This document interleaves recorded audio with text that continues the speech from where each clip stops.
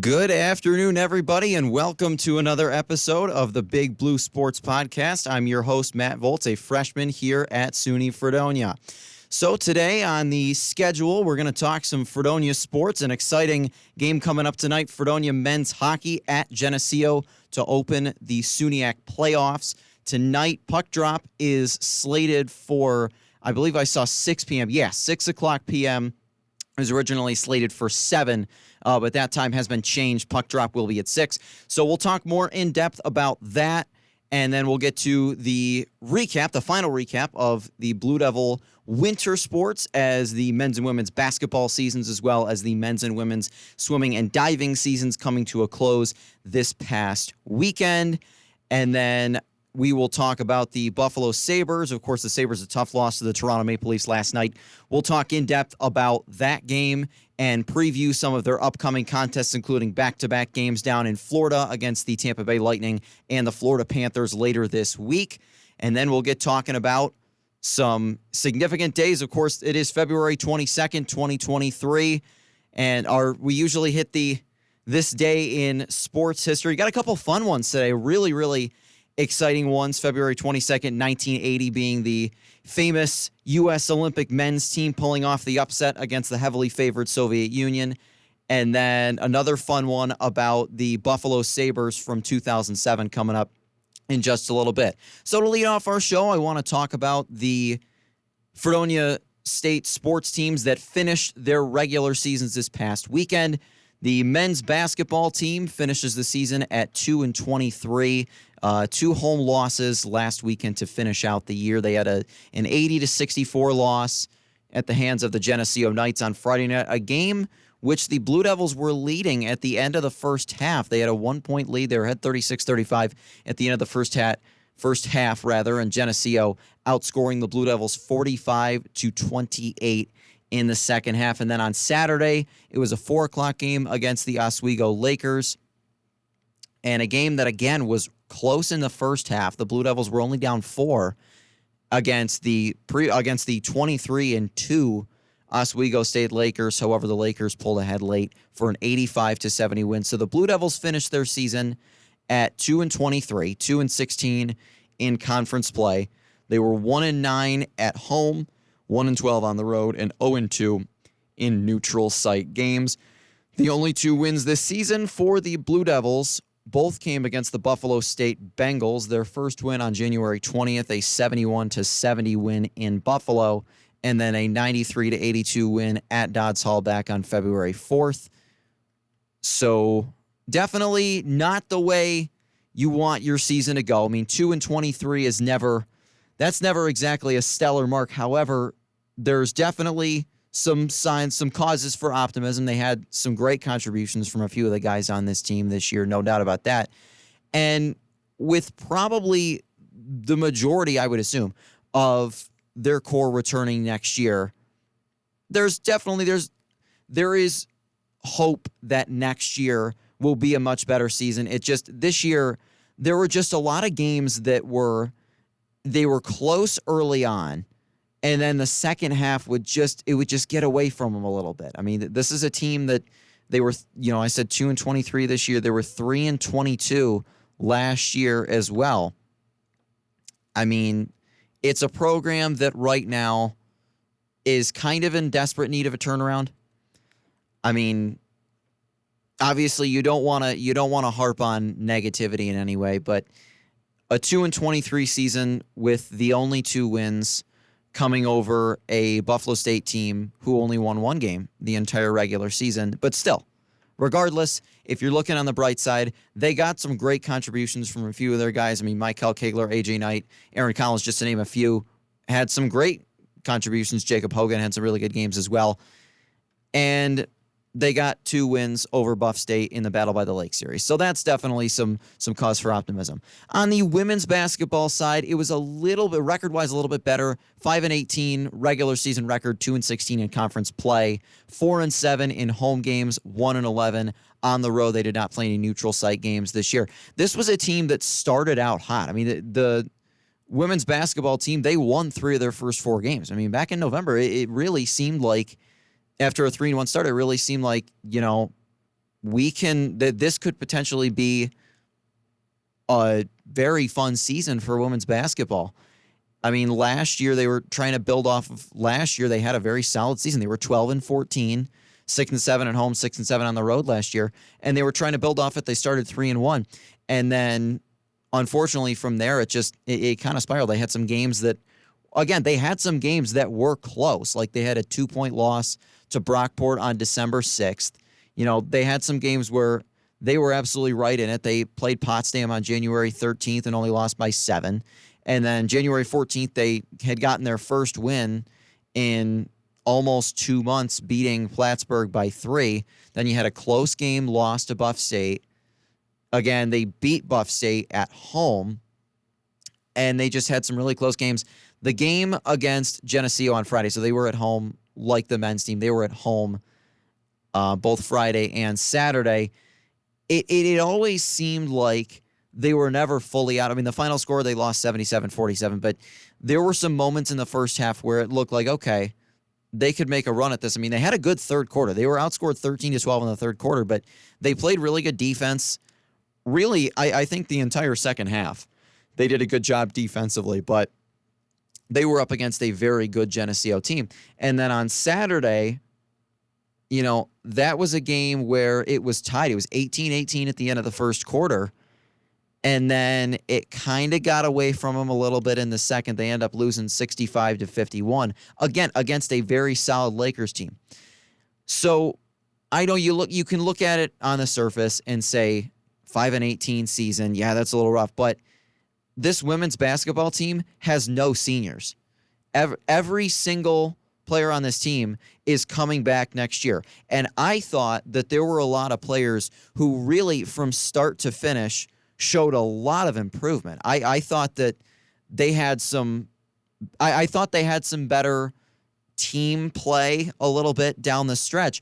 And that's something that when you have that kind of continuity and you're going to have pretty much the same team next year, that's a team that next year could really surprise some people in the SUNYAC. I really think that this Fredonia State women's team, I think there is a great deal of optimism for next season, and there absolutely should be. I mean, I think that they gave the students and the fans a lot of reason to be very excited about their program next year. So the basketball seasons have come to a close. The swimming and diving seasons came to a close as well. Both the men's and women's teams were up at Erie Community College back on last week. It was a 3-day event, started last Wednesday, and then went through last Saturday. The Geneseo Knights claiming the championships in both the men's and women's.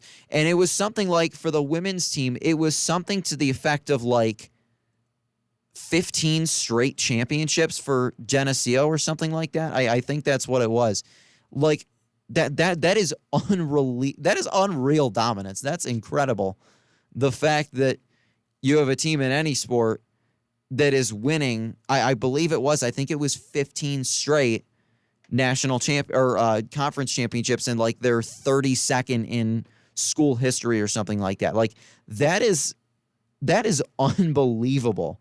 And that's the thing that I've noticed. So for any listeners who might not be aware, I write some sports articles for The Leader, which, by the way, now that I mentioned that, the issue 2 of this semester of The Leader was printed today, just came out today. So make sure you swing by anywhere you usually would pick up The Leader and pick up your new copy today. I've got a couple articles in there. I wrote an article about, now I got to think about it, what I did. See, that's what I do. You know, you write stuff, and then like 3 or 4 days later, you completely forget about 90% of what you wrote. That I feel like a lot of writers kind of share that. Like they just kind of crank it out and they write it, and yeah, it's all good, and then you send it in. And if someone asks you 5 days later, oh, what'd you write? Like I could not tell you. So there was an article in there. I did a profile on Sam Jackson, who is a freshman at SUNY Fredonia who participates in 3 club sports all at the same time: ultimate frisbee, rugby, and soccer. He does all 3 of them. So I did a profile on him. And then the bi-weekly, because that's when The Leader comes out, is the Sports Roundup, which is basically just a stats-oriented look at everything that's going on around the world of SUNY Fredonia sports. So the women's and men's swimming and diving teams were up at Erie Community College in Buffalo. I'm thinking of ECCC, which Erie County Community College is a place, correct? Am I going nuts? I might be. I don't know. Anyways, the men's and women's teams competed, and there were a handful of the women's relay teams that picked up some points, as did the men's relay teams. I know there was I believe it was a 50-meter freestyle relay team for the men's that picked up some points, and the women's team, I believe there was some as well. And again, the regular season for the swimming and diving teams. And again, those teams, kind of looking at that too, you look at those rosters and there's not a whole lot of seniors on those teams. I mean, on the men's swimming and diving team, they have no seniors. I mean, Patrick McCrone, who was their top swimmer this season, is only a sophomore. So again, the fact that you have so many teams that there's really not a lot of seniors. I mean, I mentioned there was no seniors on the men's team. There's only two on the women's team, just Rachel Mayo and Libby Bray. That's it. And the rest of the team, who really provided some very solid contributions to that swimming and diving team, they're all coming back. You got a lot of juniors on the women's team. So they'll be back next year. Bunch of sophomores, a few freshmen as well. So really a good mix of youth and experience, I think, on both the men's and women's swimming and diving teams. And like I said, for the basketball teams, with the fact that there's no seniors on the women's basketball team or the men's swimming and diving team, and when you have that kind of continuity in your program, you've got the same people coming back year after year, that gives you the opportunity to really gel as a team and learn how to kind of compete and win together. So definitely a lot of optimism for both men's and women's swimming and diving looking forward to next season. Now, Fredonia State men's hockey is the only playoff-bound team for Fredonia State in the winter sports. They finished their regular season last week, and they had 2 road games and a couple of tough losses, 8-1 losing to Cortland on Friday night and a 9-0 loss to the Oswego State Lakers on Saturday night. But the Blue Devils did make it in as the 6th and final seed in the SUNYAC playoffs. Tonight at 6 o'clock, the Blue Devils will be traveling to Geneseo to take on the Knights, a team that they beat at Steel Hall Arena just a couple weeks ago, back on February 11th. They beat 3-2. So anybody who's looking at this game from an outsider perspective and thinking, oh man, this is a tough contest, which it is. It absolutely is. But Fredonia State, they've shown in several games this year, you cannot count them out. They are way too tough. You cannot count those guys out at all. So I just wanted to take a look at the overall bracket for hockey because the Blue Devils are in it. Of course, we know 6 o'clock tonight, Fredonia at Geneseo. At 7 o'clock tonight, and again, the game times were slated for 7. They may have moved forward. It may have just been the Blue Devils game that moved forward. So also tonight, you have the Buff State Bengals traveling to Cortland in the 5 versus 4 matchup. So the seeds, Oswego, the Lakers, the number 1 seed, the Plattsburgh State Cardinals, the number 2 seed, the Geneseo Knights, number 3, Cortland at number 4, Buff State 5, and then Fredonia 6. So Fredonia at Geneseo, Buff State at Cortland. The highest remaining seed will head to Plattsburgh to take on the Cardinals on Saturday. The lowest remaining seed will head to Oswego to take on the Lakers, and then the winners of those 2 games will meet in the SUNYAC Final Four on Saturday, March 4th, to determine the SUNYAC champion for 2022-2023. So it should be very exciting. If anybody wants to, tune in and keep track of the Blue Devils and the Geneseo Knights tonight, I would highly encourage it. I'll definitely be keeping track as well, bouncing back and forth probably between that and my St. Bonaventure Bonnies. I grew up a Bonnies fan. I know it's not Fredonia State, but still, Division I basketball, I got to root for the Bonnies as always. But definitely an exciting time to be a Fredonia State hockey fan. Playoff hockey is always exciting. Not that Buffalo Sabres fans would know anything about that, but we'll get to more on the Sabres later. So Fredonia State at Geneseo in the playoffs. That is not one final look for hockey, but for your other sports, one final look at them.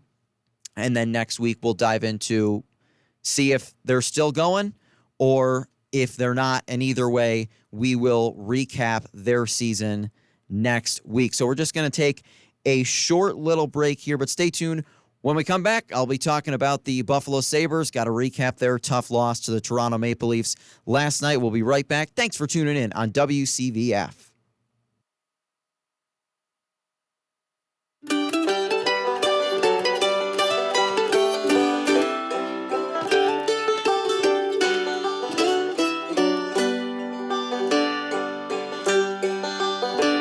I knew a man, Bojangles, and he danced in the rain to hide all his tears and all of his pain.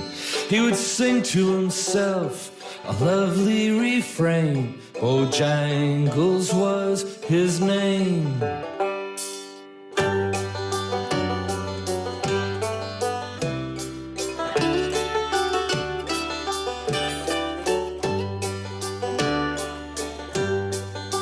He would dance a waltz by the light of the moon and float above ground like a hot air balloon and capture your smile with the tap of his shoe. Bojangles was his name. He would dance in the silver light of the moon, dancing for lovers and children of June. Never alone and always for you. Bojangles was his name.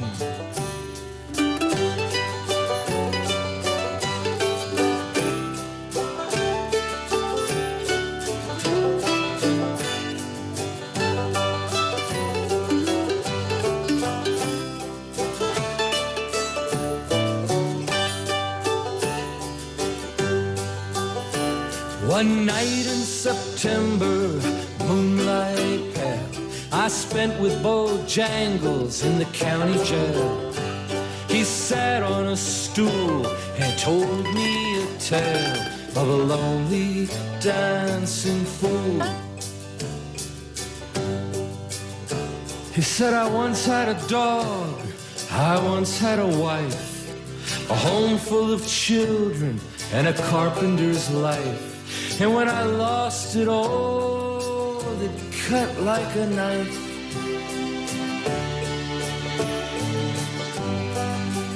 He would dance in the silver light of the moon, dancing for lovers and children of June. Never alone and always for you. Bojangles was his name.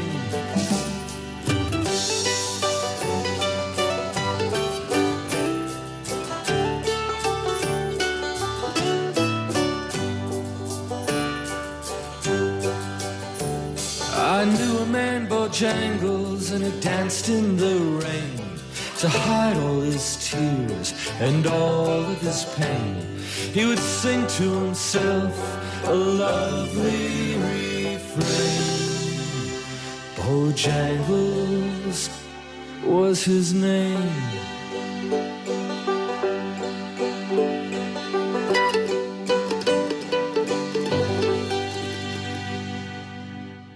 If you like to talk on the radio, If a song can make you smile, if you like to listen in stereo, up and down the county line, have we got the station for you? WCVF 88.9. Gotta love the VeggieTales joke on that promo. I absolutely love it. So welcome back to Big Blue Sports Talk. We got to talk about the Buffalo Sabres. Listen, last night, for anybody who watched the game, it was rough to say the least. An awful start for the Sabres last night. They fought back in the third period, but a 6-3 home loss to the Toronto Maple Leafs in what was built up as a huge regular season contest. Everybody was excited.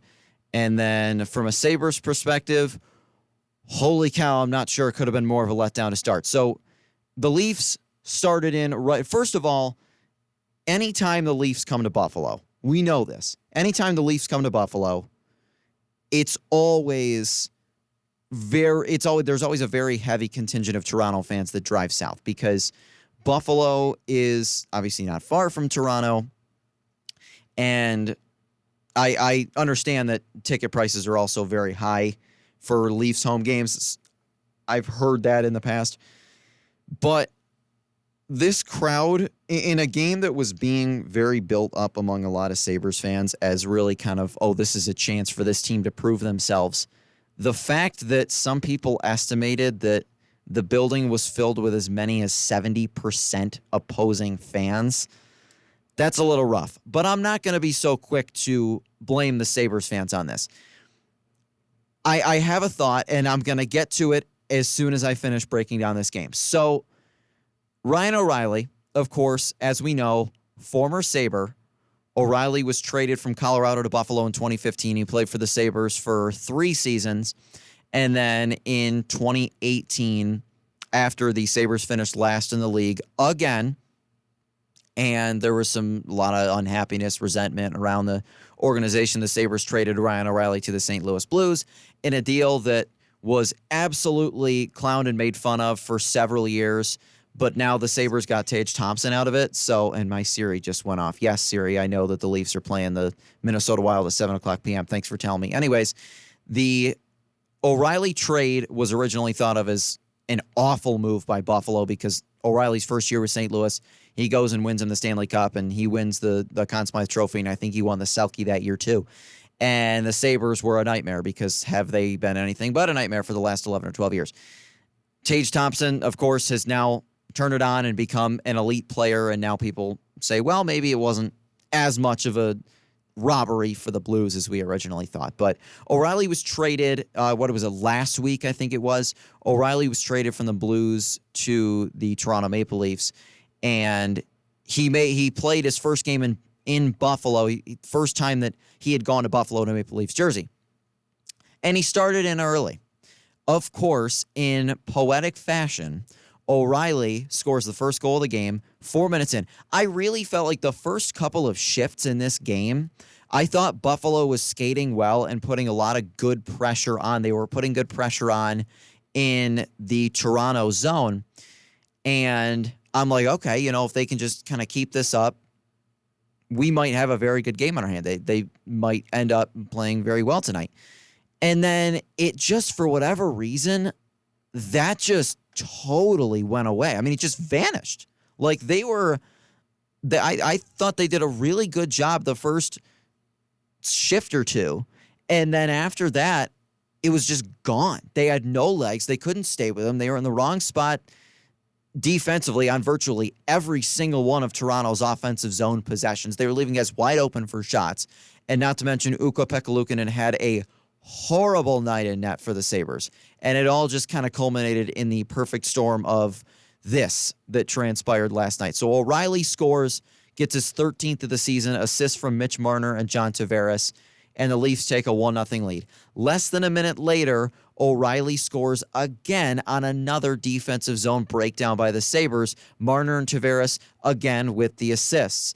Then, less than 3 minutes later, Tavares joins the fun. He gets his 26th goal of the year, and O'Reilly and Marner assist that goal as those three just tore up the Sabres last night.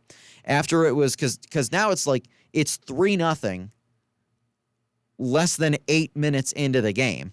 So Don Granato calls his timeout, gets the guys over, gathers them together, and is like, all right, what's going on here? We got to figure out what in the world is going on. And it might have worked for like a second or at least a little bit, because then a couple minutes later, Michael Bunting scores, assisted by Morgan Riley and William Nylander. That's Bunting's 19th goal of the year. The Leafs take a 4-0 lead, and Ukko-Pekka Luukkonen is pulled.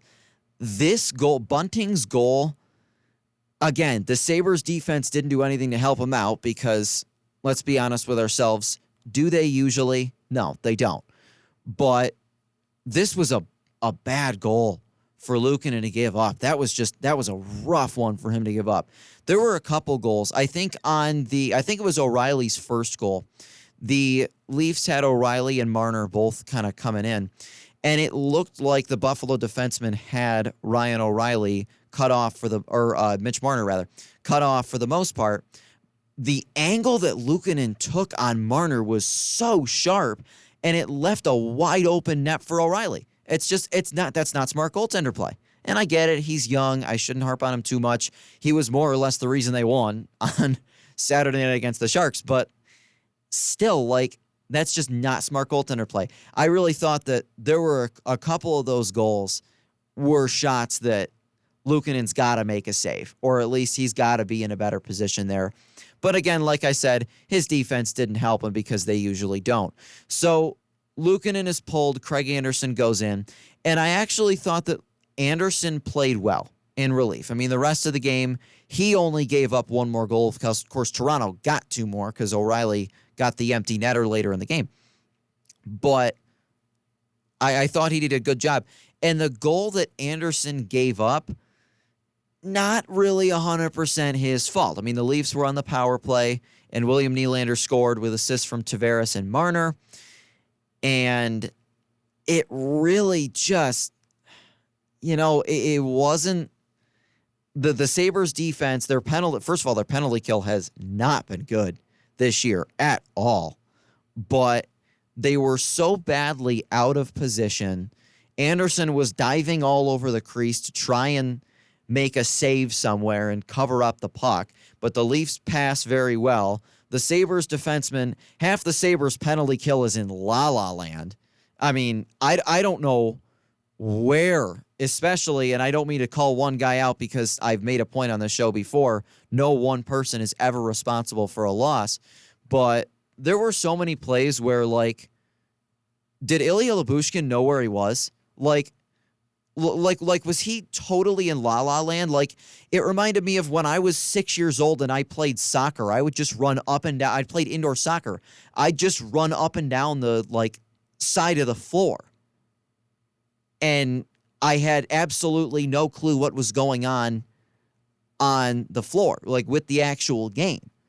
I mean, it's like a 5-year-old kid who's, their coach tells him to play goalie, and they sit down in the goal and are picking dandelions.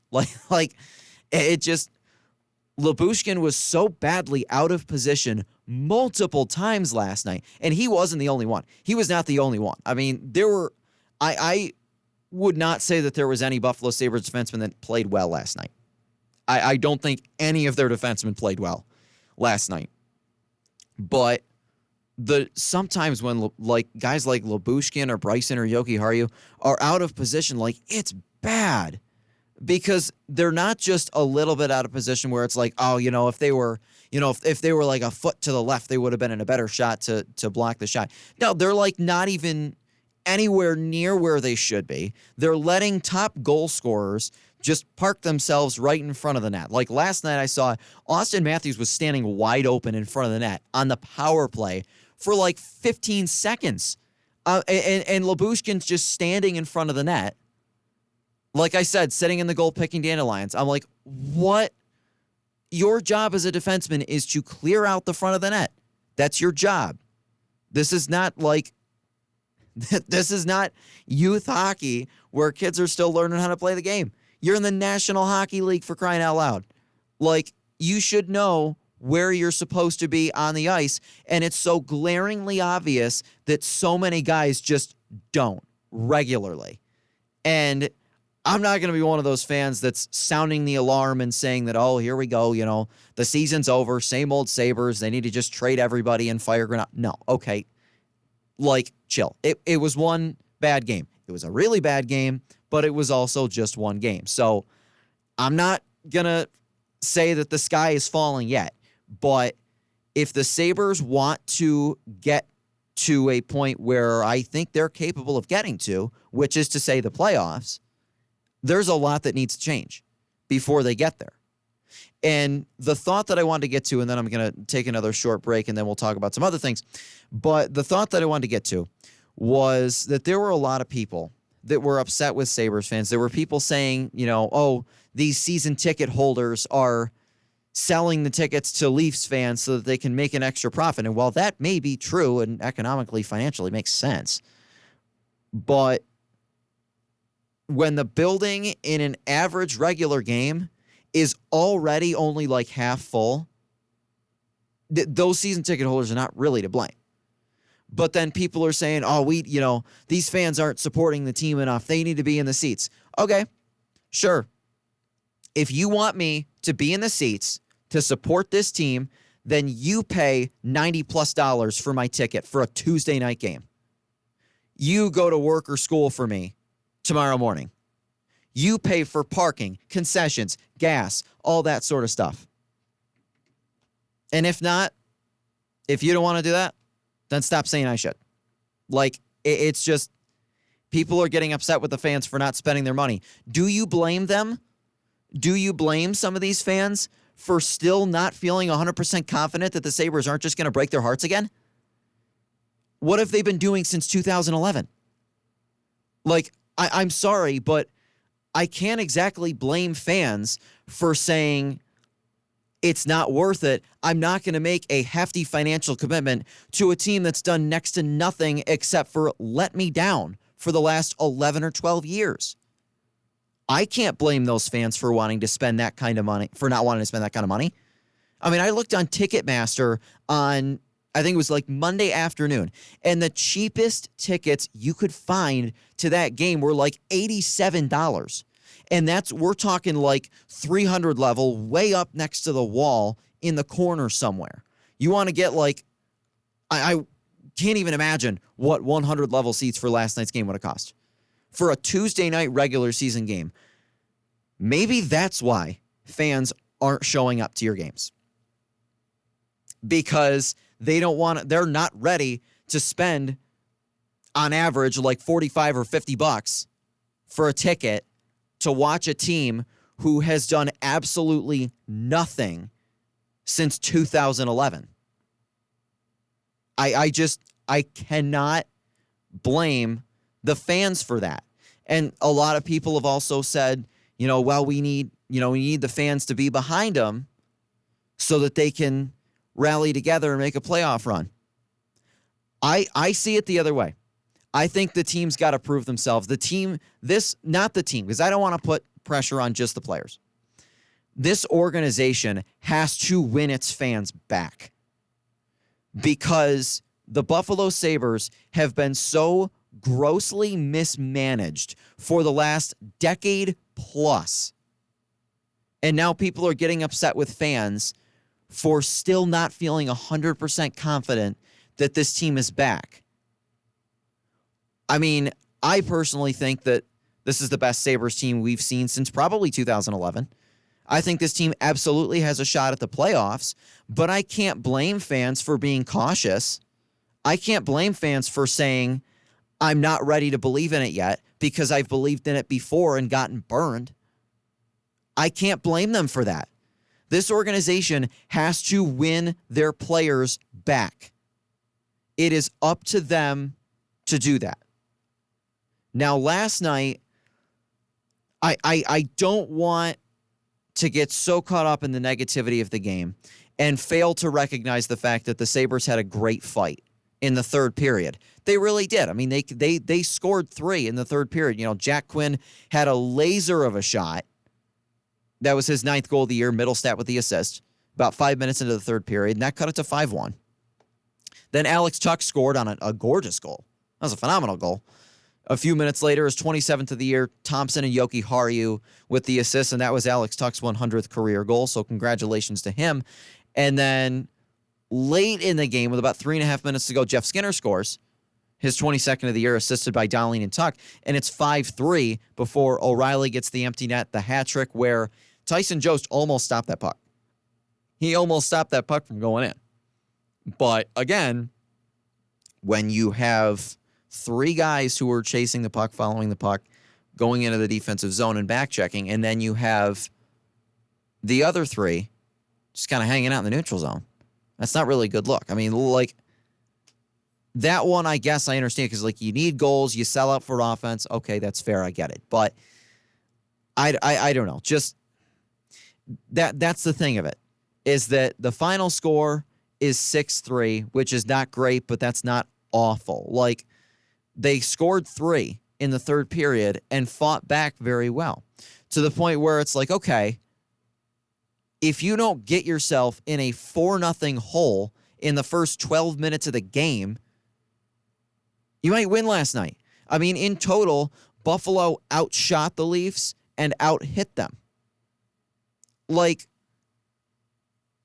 if Buffalo did not start as horribly as they did, they might have won last night, or at least made it close. Instead, they had to listen as the Leafs fans were standing and cheering in massive numbers in their building, as Leafs fans were standing up and doing the wave in their building. If that is not enough to get your players fired up, if that's not enough to get your players upset and motivated towards being better, I don't know what is. And I totally understand the whole, they're young, they're going to learn. I get that. But there's been way too many games this season where they've come out just completely flat, especially at home. They've been good on the road. They've been one of the better road teams in the NHL this year, which is a great thing. But their home record this year is 11-15-2. That's not good enough for a team that wants to make the playoffs and thinks they can. I mean, the fact that there have been multiple games this year where they've just come out and gotten absolutely boat raced at home, I mean, it can't happen. They had the game, like a week and a half ago against Calgary where they lost 7-2 at home. They start out ice cold last night and lose. They've had too many games where they've just come out on home ice with nothing. No energy, nothing. And I get it. Some nights you don't have it. I get it. You're a young team. You're still learning. But at some point, this coaching staff has to rein these guys in and say, listen, we can't be having games like that. If we want to get into the playoffs and we think we can, we can't be having games like that. That cannot happen. It just can't happen. The Sabres, moving forward, have got to be better than they were last night. And again, third period, they did a good job, but they've got to be better than they were last night. Because the first 12 minutes and 9 seconds, they're down 4-0 already. That's really bad. They need more from their defense. They need more from their goaltending. And that's basically it. That's kind of my thoughts on the game last night. A lot of what was running through my head during the game. And the thing is, the Sabres, scoreboard-wise, they got help. The Washington Capitals, a team that Buffalo is chasing, lost again last night. Unfortunately, they lost to the Detroit Red Wings, another team that is very much in the mix and now has jumped ahead of the Sabres. But that's the thing. The Sabres are only 4 games out of a wild card spot with games in hand. Can they still make the playoffs? 100%. They absolutely can. But they've got to be a lot better than they were last night. And if they want to get to where they think they can get to, where they want to get to, then a lot needs to change.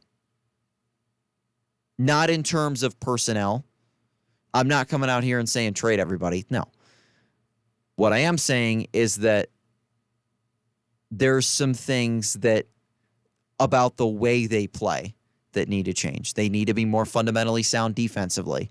They need better from their goaltending. They need a more consistent offense. I mean, they're a young team. They're a good team.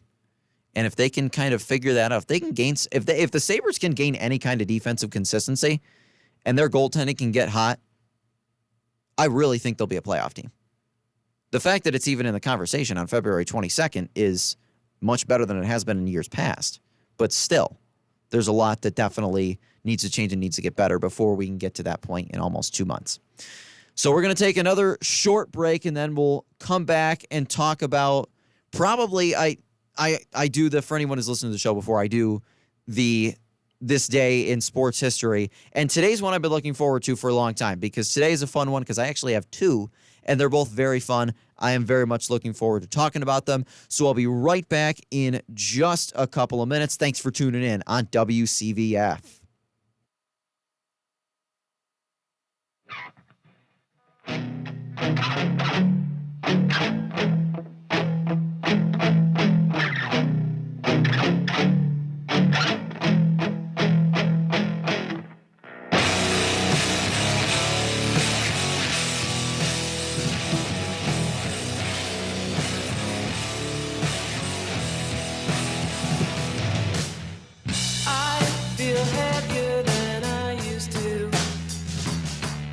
Like gravity is getting stronger. Something's pushing down on my shoulders, trying to flatten me out, leave me on the ground.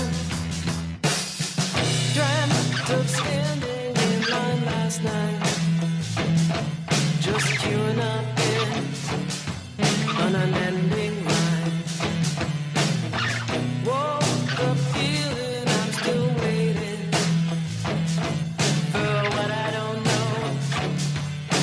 Feeling grows.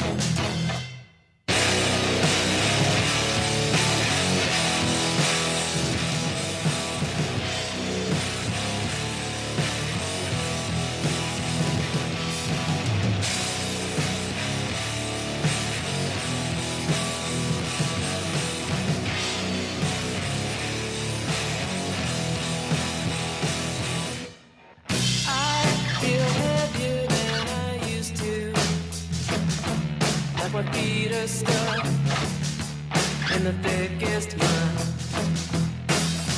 trying to pull myself free from it, starting to feel that's a Sisyphean task.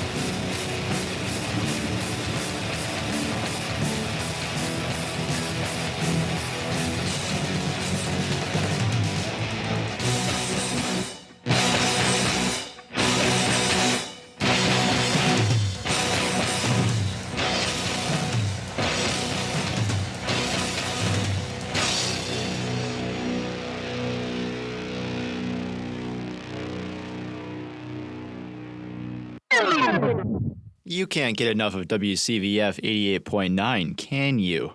Well, in that case, you should check us out on the Fredonia Radio YouTube channel. We upload some of our weekly shows as well as some exclusive content. Listen to the new stuff as well as the old. Search Fredonia Radio on YouTube and subscribe now.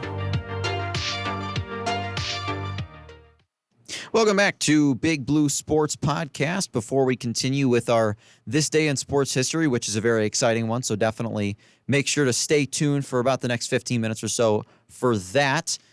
But first, we got to look at our news announcement. So the Fredonia Honors Student Center is finally opening. Very exciting.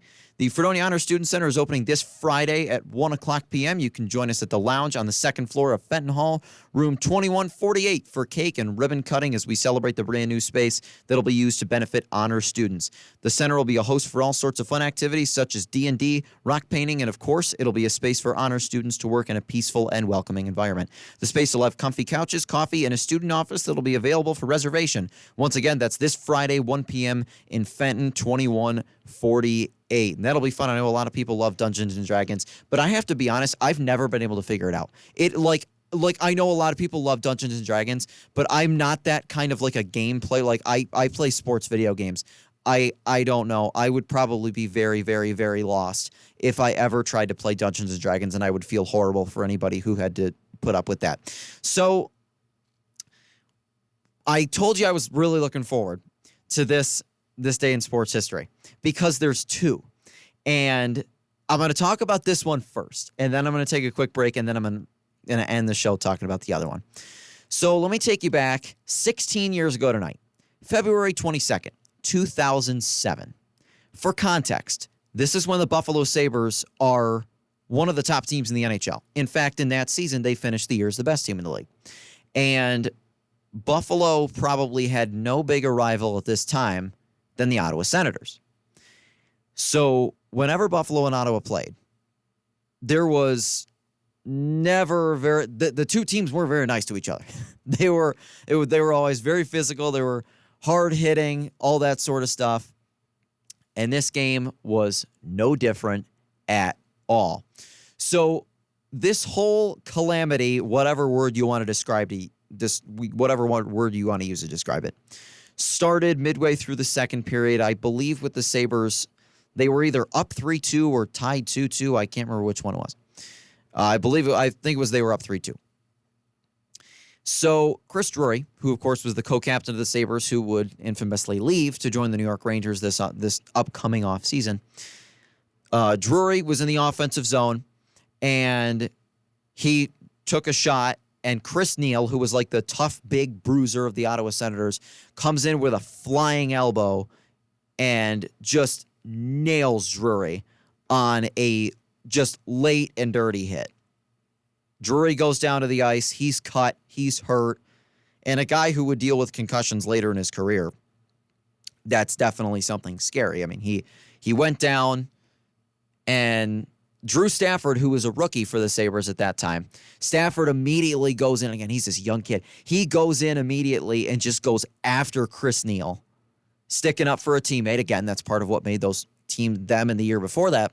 That's part of what made those teams so good, because they were so closely knit as a team. But Stafford goes in and immediately addresses it. Goes in and fights Chris Neal, and then the two of them go to the box. Drury goes down the tunnel to the locker room. Sabres fans are very, very unhappy because they've already seen some of their guys go down, and not happy at all.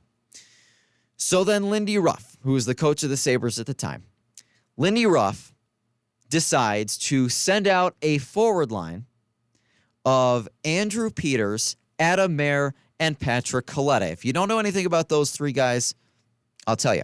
So Patrick Coletta is a Buffalo native. I believe he's from Angola, but I think he's from Angola.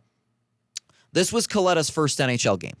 And even in the minor leagues, he had a reputation of, he was a fighter, he was a bruiser. And the guy who, according to legend, I'm not sure if this is true, but I think it is, the guy who taught him how to fight, Andrew Peters. Peters was the fighter. He was the goon of that team. And Adam Mayer was also a guy who was never afraid to, throw the body, get in fights, whatever.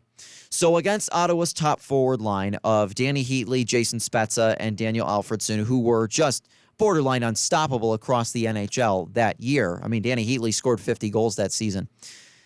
Ruff sends out Peters, Mayer, and Coletta.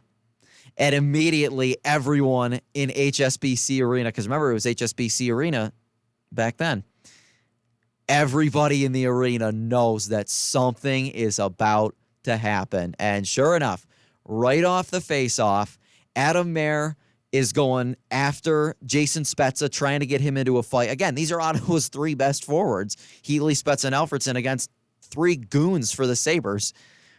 And Andrew Peters tries to get after, I think it was Chris Phillips, one of their defensemen. And then eventually they blow the whistle and an all-out brawl ensues. You're looking one way, you've got one fight there, you got another fight at center ice, you've got three Ottawa Senators piled on top of Adam Mayer, and then the goalies decide they want to fight. So this was an off night for Ryan Miller. Marty Biron was in net for the Sabres, Ray Emery was for the Ottawa Senators, and the two of them, they decide, you know what, let's get on in this. Get in on this. So the goalie, and they're both like, as they skate to center ice, they're taking all their equipment off, all 5,000 pieces of goalie equipment that they have on them. They're laughing. Like, they're just in to have a good time. Like, goalies don't fight. These guys are just in it for fun. So then the two of them start fighting, and of course, they're goalies, so they're, like, really bad at this. So they're falling all over the ice, and they're, like, just tripping each other, and they're, like, missing. And then Andrew Peters comes over and says, Marty, what are you doing? And Peters comes over and he grabs Ray Emery and he starts to fight Ray Emery. A non-goalie fighting a goalie is a huge no-no in the NHL. You don't do that. And Peters comes over, he grabs Ray Emery, and Rick Jenneret on the broadcast yells, "This is really going to get ugly now." And then somehow, as if all of this wasn't incredible enough, it gets even better. Because Brian Murray, the coach of the Senators, is standing on top of the bench screaming at Lindy Ruff. And Lindy Ruff isn't paying any attention at first. And then eventually, Lindy decides, you know what? I'm fighting back. And Lindy Ruff stands up on the side of the bench. The door swings open from underneath him, and he falls down. They revealed on the, if you've never seen the Sabres did a Beyond Blue and Gold feature on this. If you've never seen it, go watch it. It's amazing. And George Babcock, who's one of the trainers for the Sabres, he said that Lindy actually injured his hamstring when he did that. He fell down off the bench wall. So Ruff is screaming at Brian Murray. These two coaches are yelling, hollering, pointing fingers at each other. And right in the middle of it is Rob Ray, who is like the color commentator for the Sabres games on TV. When Rob Ray was a player, he was a major fighter. He would have been in there doing that. And he's just standing there between Lindy and Brian Murray, trying desperately to cover his microphone. It didn't work too well. And, Lindy Ruff was just hollering, and of course I'm paraphrasing here. Lindy Ruff was hollering. He was saying, "Go after Peters. Don't go after our captain," because it was a cheap hit on Chris Drury. It was amazing. Both goalies got thrown out. A lot of guys got thrown out. People got fined. People got suspended, and the Sabres won in a shootout in one of the most memorable Buffalo Sabres games of all time. And somehow there's a moment from this day that's even better. I'm going to go to a quick break, and then I'm going to finish the show talking about it. Definitely tune in. I love talking about those 2007 teams. It's just so much fun. So definitely tune in. Going to go to break and then finish the show. Thanks for tuning in on WCVF.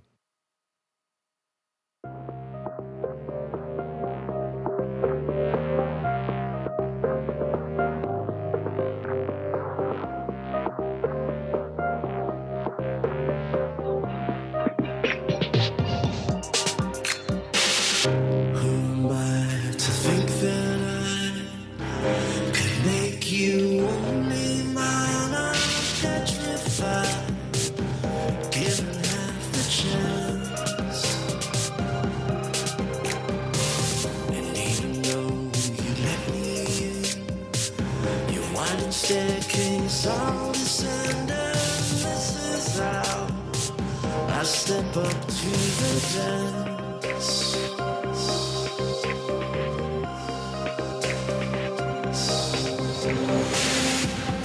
Floating through a wicked storm, I'm headed for your shore. On the boat that won't sink, holding on to both oars. Doing time, what's my crime? Standing in your line, always a my turn now. I think I'll break it down somehow. So shake your head and take your bets, 'cause this ain't over yet. I don't care if I burn my desire. Oh, it's only fire. It's only fire. Stars that guide me on my way never see the light of day. The night is long, but this night is mine. And all the pain that led you there, to that island bound and bare, is no great match for the test of time. Floating through wicked storm and headed for your shore. On a boat that won't sink, holding on to both arms. But doing time, what's my crime? Standing in your line, always with my turn now. I think I'll break it down somehow. So shake your head and take your bets, 'cause this ain't over yet. I don't care if I burn, if I desire. Oh, it's only fire.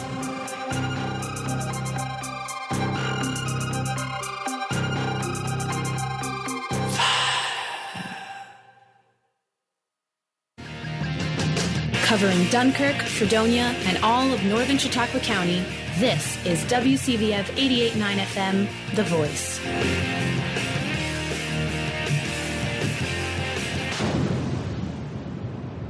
When you think of sports upsets in any context, the number one thing that comes to most people's mind, the number one upset that comes to most people's mind, is an event known as the Miracle on Ice.